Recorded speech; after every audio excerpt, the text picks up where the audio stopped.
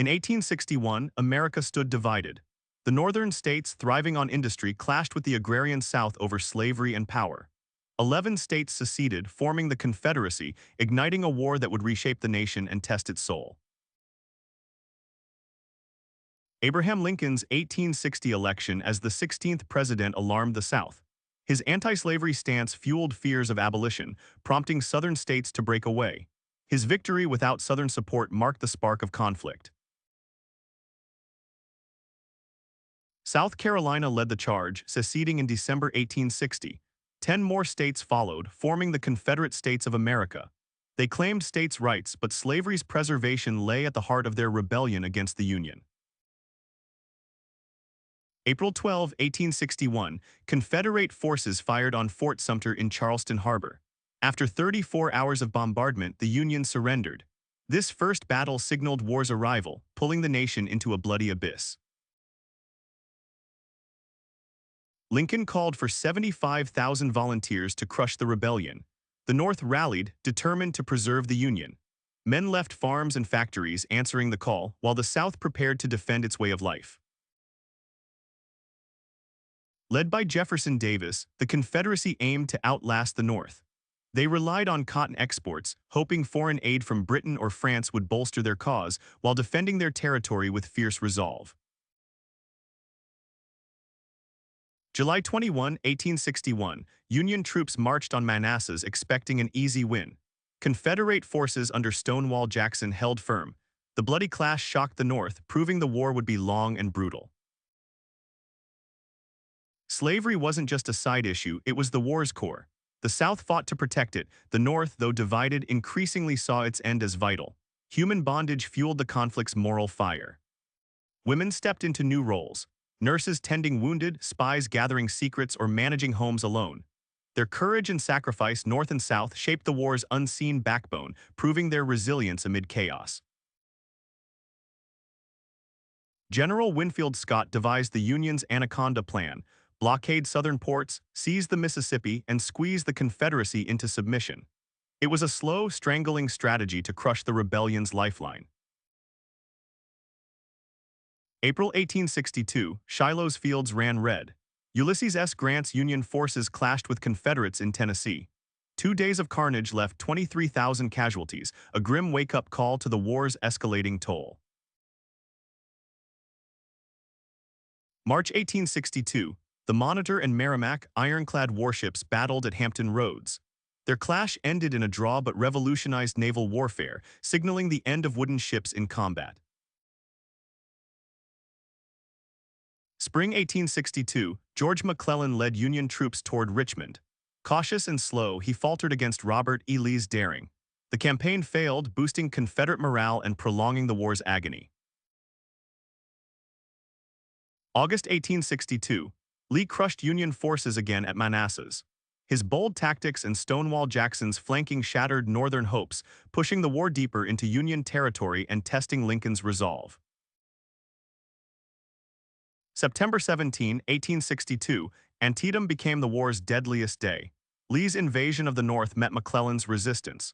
Over 22,000 fell, a Union victory that gave Lincoln the moment to shift the war's purpose.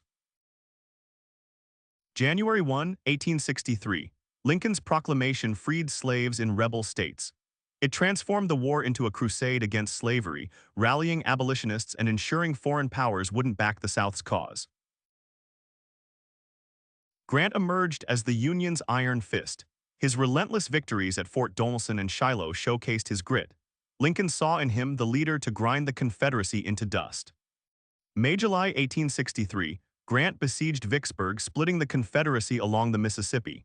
After 6 weeks, the city fell on July 4, a Union triumph that choked Southern supply lines. July 1, 1863, Lee invaded Pennsylvania. Union cavalry clashed with Confederates at Gettysburg. The first day's fighting drove Union troops back, setting the stage for a pivotal showdown.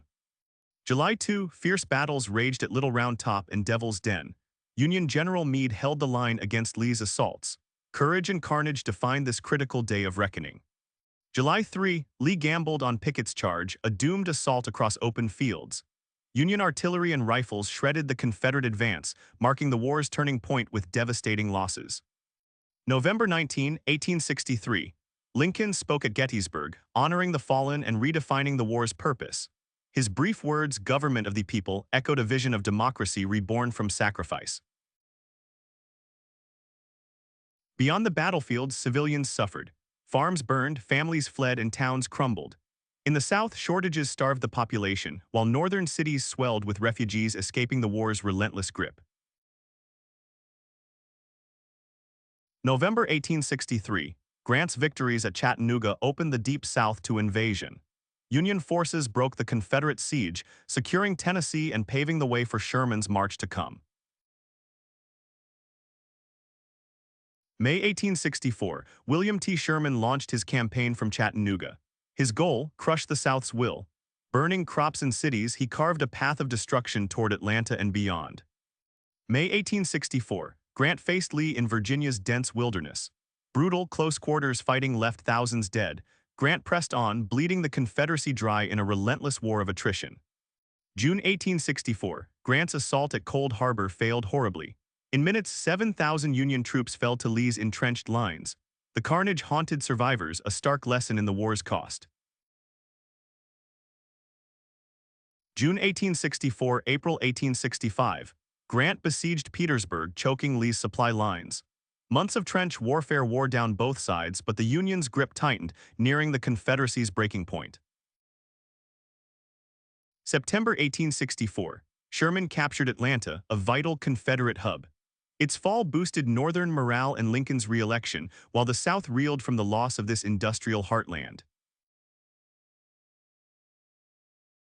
November-December 1864. Sherman's army cut a 60-mile-wide swath to Savannah. Destroying everything in their path, they broke the South's spirit, proving total war's devastating power to end the fight. March 4, 1865. Lincoln spoke of healing as war neared its end. With malice toward none, he urged reconciliation, envisioning a reunited nation despite the scars of 4 bloody years. April 3, 1865. Union forces entered Richmond, the Confederate capital. Lee's retreat left it defenseless. Its fall signaled the South's collapse, a triumphant moment for the Union's grueling campaign. April 9, 1865. Lee surrendered to Grant at Appomattox Courthouse. The gracious terms offered hope for peace. After 4 years and 620,000 deaths, the Civil War finally ended. April 14, 1865. John Wilkes Booth shot Lincoln at Ford's Theater. The president died the next day, a tragic loss as the nation mourned its leader on the cusp of peace. With the Confederacy defeated, the Union stood preserved. Slavery ended, but scars remained.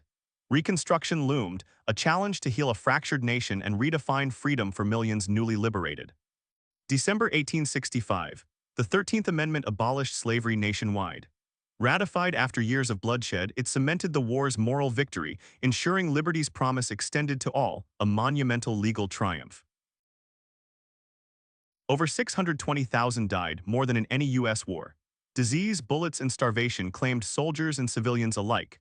The toll reshaped families, towns, and the nation's very fabric forever. Nearly 180,000 black troops fought for the Union.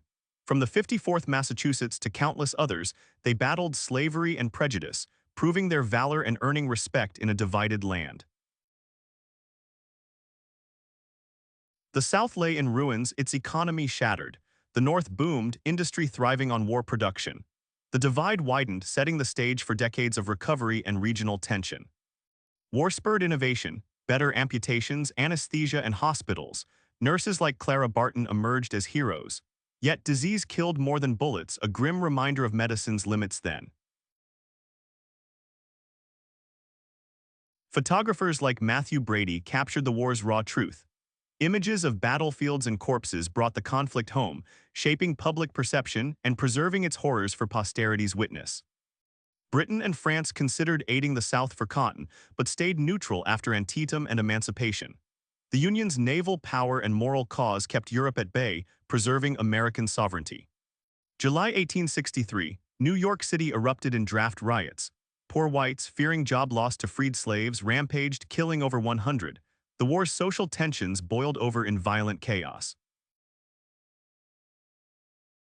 Places like Andersonville starved and killed thousands. Union and Confederate prisoners endured filth, disease, and cruelty. Over 56,000 died in camps, a dark stain on both sides' humanity. Railroads moved troops and supplies, giving the Union an edge. The North's vast network outpaced the South's, a logistical triumph that sped victory and shaped modern warfare's future. Music lifted spirits. Battle Hymn of the Republic for the North, Dixie for the South. Soldiers sang of home and glory, their melodies a haunting echo of the era's soul. Children served as drummers, messengers, or orphans. War stole their innocence, forcing them to grow up fast. Their small hands beat the rhythm of battles that shaped a nation's fate. By 1865, the South crumbled, starved, outnumbered, and exhausted. Desertion soared as hope faded. The dream of an independent Confederacy died under the weight of Union persistence and firepower. The Union triumphed, slavery ended, but the cost was staggering. A nation reunited faced the task of rebuilding, haunted by loss yet driven by the promise of a freer future. The Civil War forged modern America, ending slavery, strengthening the federal government, and teaching unity's price. Its lessons linger in our laws, culture, and memory, a testament to resilience and sacrifice.